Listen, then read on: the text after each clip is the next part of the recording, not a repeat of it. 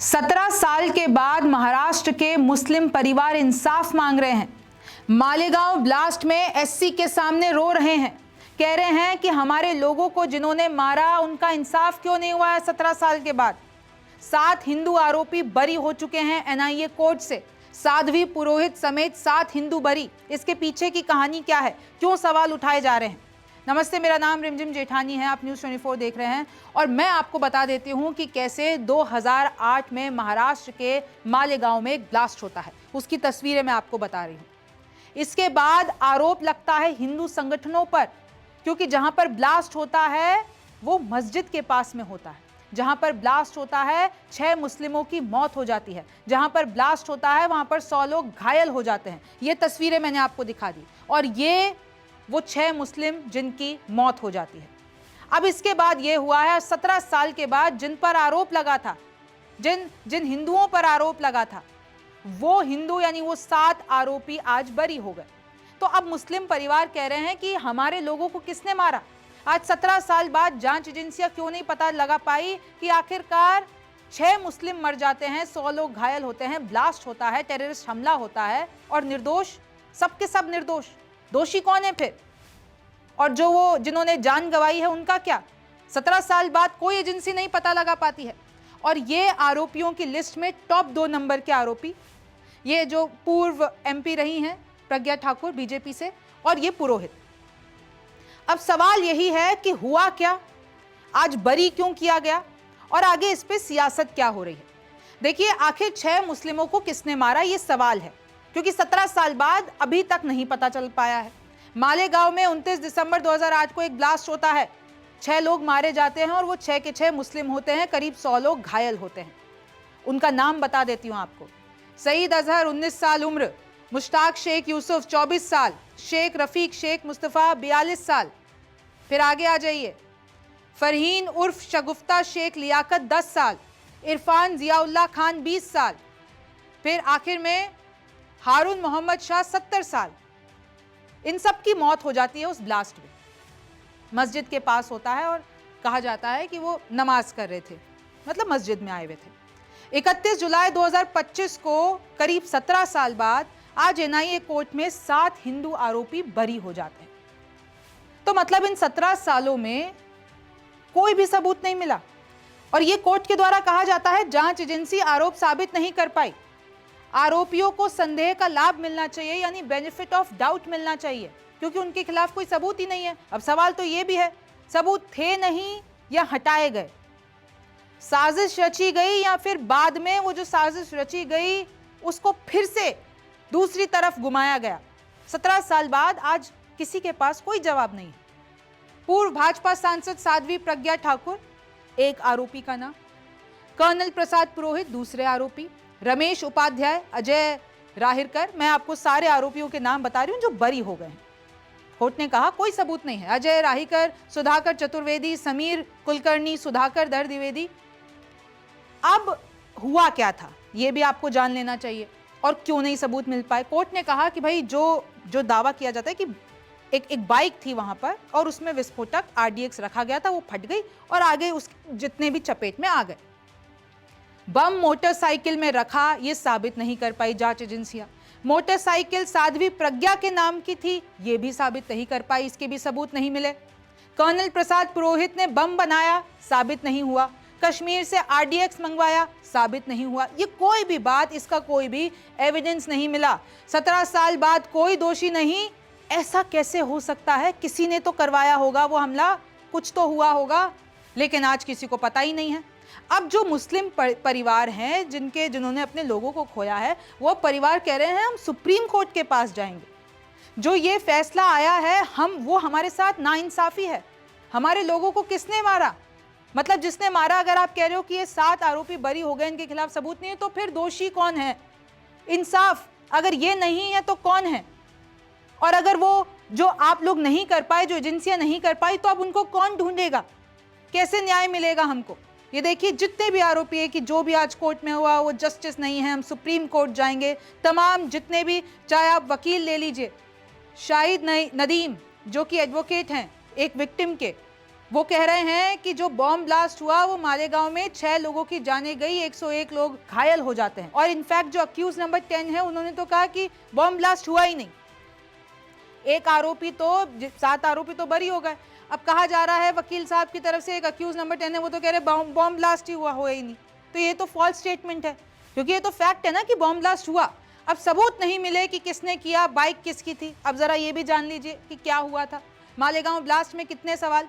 29 दिसंबर 2008 को रात 9:30 बजे शकील गुड्स ट्रांसपोर्ट के सामने चौक में, और सामने मस्जिद भी होती है, एक बम धमाका होता है और ये LML फ्रीडम बाइक में विस्फोट रखा जाता है, दावे बता रही हूं मैं आपको, और उसमें बम धमाका होता है। 2008 में हिंदू संगठनों के नाम आते हैं और उसमें 2 नाम सबसे ज्यादा आते हैं, प्रज्ञा ठाकुर और पुरोहित। महाराष्ट्र ATS ने गिरफ्तार कर लिया, भाई नाम सामने आए गिरफ्तार कर लिया। ATS चीफ हेमंत करकरे ने सबूत जुटा लिए, किनके खिलाफ, प्रज्ञा ठाकुर और पुरोहित के खिलाफ, कर्नल पुरोहित के खिलाफ सबूत जुटा लिए। लेकिन अनफॉर्चुनेटली 26/11 में जब मुंबई हमले हुए और कैसे पाकिस्तान के टेररिस्ट आए थे आपको याद है, उसमें मौत हो गई। जिन्होंने सबूत जुटाए थे ATS चीफ हेमंत करकरे ने, उनकी मौत हो गई 26/11 के हमलों में।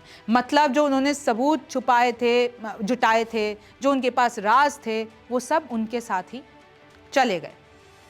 और प्रज्ञा ठाकुर और कर्नल पुरोहित के खिलाफ ये जितने भी सबूत मिले थे, और क्योंकि देखिए उस वक्त पे कांग्रेस सरकार पर भी आरोप लगते हैं कि उन्होंने हिंदू आतंकवाद, भगवा आतंकवाद जैसे टर्म इस्तेमाल किए, ये बीजेपी दावा करती है, आरोप लगाती है। और कहीं ना कहीं जब करकरे की 26/11 में मौत होती है तो कई लोगों ने, कुछ ऐसे बयान भी सामने आए थे कि हिंदुओं पर आरोप लगाने की उनको सजा मिली है, ऐसे भी कुछ बयान सामने आए थे। बट आप देखिए कि कैसे जब उनकी मौत हो गई उसके बाद 2011 में NIA को सौंपी गई जांच, यानी मुंबई ATS से ले ली गई। 2017 में प्रज्ञा ठाकुर को बेल हो गई क्योंकि उनके खिलाफ कोई सबूत नहीं मिले। फिर क्या किया, उनके ऊपर आरोप था, फिर वो बेल हो गई। लेकिन फिर 2019 में भोपाल से बीजेपी सांसद बन गई। उस टाइम पे भी जितने भी विपक्ष के लोग हैं उन्होंने ये कहा था कि बीजेपी को याद रखा जाएगा कि जिन पर एक ब्लास्ट से रिलेटेड आरोप हैं उनको सांसद बना दिया बीजेपी ने। ऐसा ओवैसी ने भी आज कहा है। अब सवाल यह है 17 साल बाद आखिरकार दोषी कौन है, कौन पता लगाएगा? और जो नहीं पता लगा पाए 17 सालों से एजेंसियां, उन पे कौन कार्रवाई करेगा? कोर्ट ने कहा आतंकवाद का कोई धर्म नहीं होता है, हिंदू मुस्लिम आतंकवाद आतंकवाद होता है। और इस पे भी अभी डिबेट चल रही है। आप उठा के देखिए सोशल मीडिया पे, जरा मालेगांव डाल के देखिए, आपको पता चलेगा क्या राजनीति हो रही है। जज AK लाहौटी जो इस केस को सुन रहे थे NIA कोर्ट में, उन्होंने कहा दोष सिद्धि नैतिक आधार पर नहीं, कश्मीर से RDX मंगवाया इसका कोई सबूत नहीं है। दिग्विजय बोले हिंदू मुस्लिम कोई भी आतंकवादी नहीं हो सकता, ये सिर्फ मुस्लिम आतंकवादी है या हिंदू आतंकवादी, जो भी इस तरीके से प्रोपेगेंडा चलाते हैं वो ठीक नहीं है। रविशंकर प्रसाद बोलते हैं कांग्रेस की हिंदू आतंकवाद की साजिश ध्वस्त हो गई, क्योंकि कांग्रेस ने ही कहा था जब ये पूरा मामला हुआ था, जब प्रज्ञा ठाकुर को अरेस्ट किया गया था, हिंदुओं को अरेस्ट किया गया था, कि भगवा आतंकवाद है। अब सवाल है ब्लास्ट की बैठक हुई, उसके सबूत और उसकी डिटेल क्या है, कहाँ है? स्पॉट पे पंचनामा हुआ, उसके सबूत नहीं है, वो ठीक से नहीं किया गया। बाइक किसने मस्जिद के सामने पार्क की, ये कौन बताएगा? क्या उसी से हुआ या नहीं हुआ, इसके सबूत कहाँ हैं? आप कुछ भी नहीं ला पाए, तो ये थे ही नहीं सबूत, साजिश थी, मिटा दिए गए, क्या हुआ? देखिए असदुद्दीन ओवैसी क्या लिख रहे हैं कि 6 namazis were killed in the blast, यानी नमाजियों को मारा गया, 100 लोग घायल हुए। उसके बाद religion, they were targeted for their religion, उनके धर्म के हिसाब से उनको टारगेट किया गया। इन्वेस्टिगेशन ठीक से नहीं हुई, प्रोसिक्यूशन नहीं हुआ, लैक ऑफ एविडेंस रहा। फिर वो सवाल पूछ रहे हैं जैसे अभी जो मुंबई ब्लास्ट का 2006 का मामला आया था, जो मुस्लिम आरोपियों को बरी कर दिया गया था, तो जब बीजेपी सुप्रीम कोर्ट उस मामले में जाने के लिए तैयार है, क्योंकि आरोपियों को बरी कर दिया गया, मुस्लिम आरोपी हैं वो, तो यहां पे भी बरी कर दिया गया है, तो क्या अब हिंदू आरोपियों के खिलाफ फडणवीस की सरकार जाएगी सुप्रीम कोर्ट? क्योंकि दोनों केसेस में आप देख लीजिए सबूत नहीं मिले। मुंबई ब्लास्ट 2006 की जो बात होती है उसमें आरोपी मुस्लिम थे, उनको बरी कर दिया गया, तो बीजेपी ने कहा कि अब हम, ये कैसे हो गया, अब हम कोर्ट में जाएंगे, सुप्रीम कोर्ट में जाएंगे। लेकिन यहां पर हिंदू आरोपी हैं और इंसाफ जिनको नहीं मिला है वो 6 मुस्लिम हैं जिनकी मौत हुई है। तो आप देख रहे हैं कैसे सिमिलर केसेस हैं, लेकिन इधर जो धर्म की राजनीति हो रही है। फिर इधर पूछा जा रहा है ओवैसी की तरफ से फिर किसने मारा उन 6 लोगों को। और एक और बात सामने आई थी 2016 में, जब कहा गया था कि प्रोसिक्यूटर ने ये आरोप लगाया था, रोहिणी सालियान ने ऑन रिकॉर्ड ये बात कही थी कि मुझे एनआईए ने कहा था कि जरा आराम से, asked to go soft on the, मतलब आरोपियों पे थोड़ा आराम से अपना जो है just go soft on them, ये कहा गया था। In 2017 NIA try to get Sadhvi Pragya acquitted, यानी एनआईए ने साध्वी प्रज्ञा को छोड़ने की भी पूरी एक तरीके से प्रयास किया था। The same person would go on to BJP MP, यानी फिर उसी सेम इंसान को बीजेपी ने अपना सांसद बना दिया।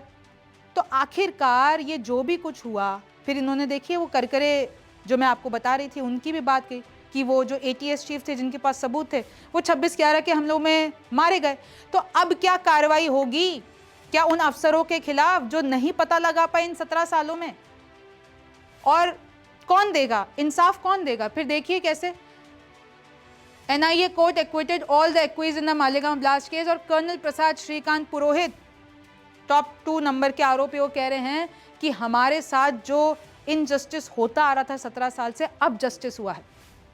आई have no words to express my gratitude, armed forces मेरे साथ खड़ी रही, जुडिशरी ने ये जो फैसला सुनाया है, वी आर थैंकफुल।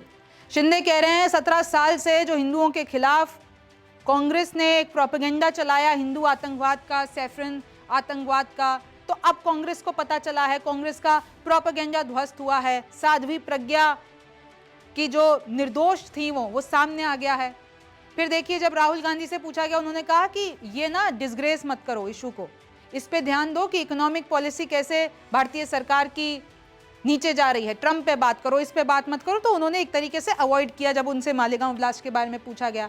फिर देखिए एक श्याम साहू जो पहले ही बरी कर दिए गए थे 2018 में, जब इनफैक्ट ट्रायल भी शुरू नहीं हुआ था, तो उन्होंने बताया कि कैसे दिग्विजय सिंह और सोनिया गांधी ने हमारे खिलाफ एक हिंदू टेररिज्म का प्रोपेगेंडा चलाया, 3 साल 4 ये जेल में रहकर आए। तो देखिए ये हिंदू मुस्लिम की राजनीति इस पे फिर से शुरू हो गई है। फडणवीस भी ये कह रहे हैं कि हम सब कुछ देखेंगे, अपर कोर्ट में देखेंगे कि कहाँ साजिश हुई, क्यों 17 साल तक ये जितने भी हिंदू आज बरी हुए हैं, क्यों 17 साल तक इनको प्रताड़ना झेलनी पड़ी। अब आरोप और काउंटर विपक्ष इनको ऐसे ही कर रहा है, तो फिर आपको वो केस क्यों नहीं दिख रहा है 2006 मुंबई ब्लास्ट वाला, जहाँ पे मुस्लिम आरोपी बरी हुए हैं? उन्होंने 19 साल तक क्या वो जेल में नहीं रहे? 19 साल तक उनको गलत आरोप में क्या अंदर नहीं डाला गया? उनको तो निर्दोष बता के कोर्ट ने छोड़ दिया ना। अब दोनों मामले सुप्रीम कोर्ट में जाएंगे। अखिलेश यादव कह रहे हैं कि नहीं जी, ये तो यूएस टैरिफ ने लगा दिया इंडिया पे, तो इस न्यूज़ को दबाने के लिए ये नई न्यूज़ छोड़ी गई है कि हिंदुओं को हमने बरी करवा दिया। फिर प्रज्ञा ठाकुर देखिए, वो भी बड़ी खुश हुई कि ये जो इतना टैग लगा हुआ था आतंकवाद का वो हटा, मैं बहुत खुश हूँ। और देखिए कैसे अब जो, क्योंकि सबूत तो मिले नहीं, तो जो पीड़ित परिवार हैं, मुस्लिम परिवार है, उनको 2 लाख का कंपनसेशन, अब सोचिए 2 लाख उन्होंने अपने लोग खोए हैं। 17 साल से उनको इंसाफ नहीं मिल रहा और 17 साल बाद भी इंसाफ नहीं मिला। उनको पता ही नहीं है उनके लोगों को किसने मारा, उनको 2 लाख का कंपनसेशन दिया गया है। फिर देखिए उमा भारती तो रो भी गई, आगे मैं आपको बताऊंगी वो तस्वीर। पहले आप देखिए कि मौलाना कुएम कासमी का क्या कहना है कि एविडेंस नहीं था, लैक ऑफ प्रॉपर एविडेंस, तो इसलिए उनको छोड़ा गया, और यहाँ फिर ये प्रेशर बनाया गया गवर्नमेंट की तरफ से कि भाई उनको छोड़ो, अभी की गवर्नमेंट ने प्रेशर बनाया हो। तो इस तरीके से राजनीति चल रही है। बहुत से सवाल आ रहे हैं। देखिए उमा भारती कह रही है the way Pragya was tortured in jail, मैंने देखा है कि उस औरत ने क्या क्या सहा है, क्या आरोप लगाए कांग्रेस ने उन पर, और उन्होंने जेल में क्या क्या सहा। तो उमा भारती लिटरली रो दी। और आज वो जो हिंदू आतंकवाद का तमका लगाया जा रहा था विपक्ष की तरफ से, कांग्रेस की तरफ से, आज वो हट गया। फडणवीस भी देखिए वही बात कह रहे हैं कि कांग्रेस को अब माफ़ी मांगनी चाहिए कि उन्होंने इस तरीके का हिंदू टेररिज्म का मामला फैलाया। और देखिए अभी कुछ वक्त पहले की बात है जब हमने आपको बताया था 12 मुस्लिम निकले निर्दोष, 17 सालों तक रहे कैद, फिर इस पे भड़के, इनफैक्ट एससी ने पलटा बॉम्बे एससी का फैसला, हमने पूरा ये कवर किया था ना। उसमें भी मुंबई एटीएस का रोल हमने बताया था। मुंबई एटीएस को ने कॉल डिटेल्स नष्ट कर दी, कुकर थ्योरी बताई, वो कोर्ट ने कहा बकवास है। अब दोनों मामले सुप्रीम कोर्ट जाएंगे, दोनों में अभी आरोप और प्रत्यारोप चल रहे हैं, हिंदू मुस्लिम की राजनीति चल रही है, अपने हिसाब से चीजों के सवाल बनाए जा रहे हैं। मैंने आपको दोनों पक्ष बताए हैं, इधर का भी और उधर का भी। अब सुप्रीम कोर्ट में क्या पोस्टमार्टम होगा, और जब सुप्रीम कोर्ट कोई फैसला दे देगा, क्योंकि अभी भी जो जितने भी पीड़ित परिवार हैं, मुस्लिम परिवार, वो कह रहे हैं ये सिर्फ एक फैसला है, ये जस्टिस नहीं है, और जस्टिस हम सुप्रीम कोर्ट में लेंगे। Same with this case. अब इसमें आगे क्या होगा ये तो वक्त बताएगा। आप न्यूज़ 24 देख रहे थे, मेरा नाम रिमझिम जेठानी है, आपसे फिर मुलाकात होगी। नमस्कार, मैं हूं मानक गुप्ता। अगर आपको हमारा ये वीडियो पसंद आया हो तो इसे लाइक और शेयर जरूर करें, और हाँ, हमें सब्सक्राइब और फॉलो करना ना भूलें ताकि आप देश और दुनिया की कोई खबर मिस ना करें। तो जुड़े रहिए हमारे साथ और देखते रहिए न्यूज़ 24।